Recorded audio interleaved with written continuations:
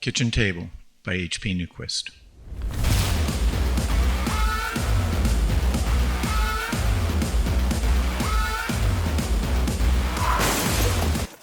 The kitchen was cold. The floor was almost like ice. But Daddy wouldn't turn on the heater. He said it would warm up after we were finished. He always says that. The truth is, he hasn't turned on the heater since Mom died last year. He seems to think the temperature's fine.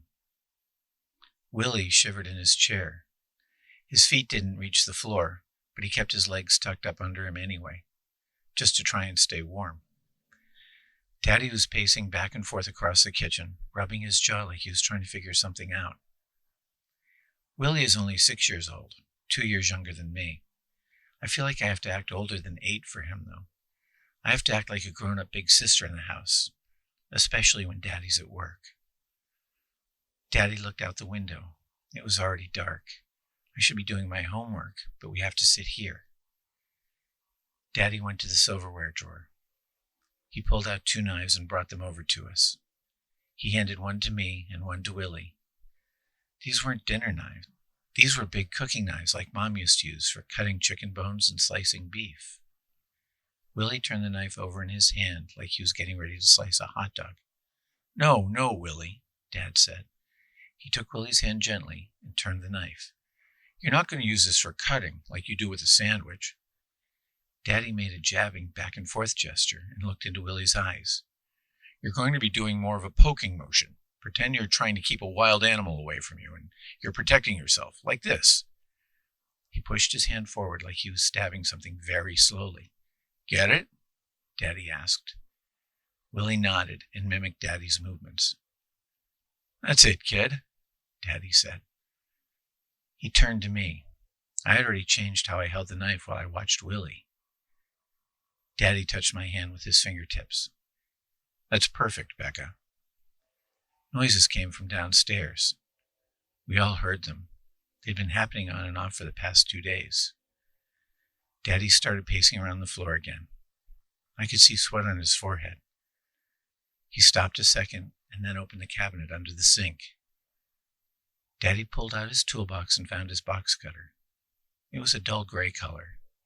He clicked the blade in and out, then ran his thumb over it. The blade was shiny metallic. Feels pretty sharp, he said. He looked over his shoulder and grinned at us. I looked at the clock. It was almost 9 p.m. We'd been sitting at the table for more than 2 hours. Daddy, I said, not wanting to upset him, I need to do some homework tonight for... He nodded quickly and put his hand out to shush me. I know, honey. I understand. I really do. More noises came from downstairs, like a wild animal grunting. We'll get this over with quickly, okay? Then you can do your homework. His grin looked thin, like he was trying really hard to put on a happy face.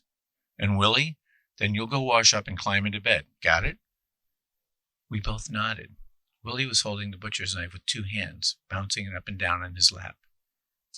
Daddy took a deep breath and let out a huge sigh, like he wanted to lay down and go to sleep right there. He looked so tired. He looked over at us both and rubbed my hair with his hand. He tapped our knives with his box cutter. They made a weird clinking noise against each other. Okay, kids, we'll do this fast. We'll go downstairs and be done with it. He forced his smile a little more upward. Then I promise you can do homework and go to bed, and we'll never have to do this again. We'll never even talk about it again. How does that sound? Willie said, That sounds good, Daddy. I nodded. I was ready. Daddy smiled, this time a real one. He cocked his head toward the basement door, kind of like he was saying, Let's go to a parade. He led the way down, followed by Willie, then me. I closed the door behind me. The woman tied to the chair in the basement saw us on the stairs. She started screaming. Her screaming went on for a long time. And Daddy kept his promise. After we were done, we never talked about it ever again.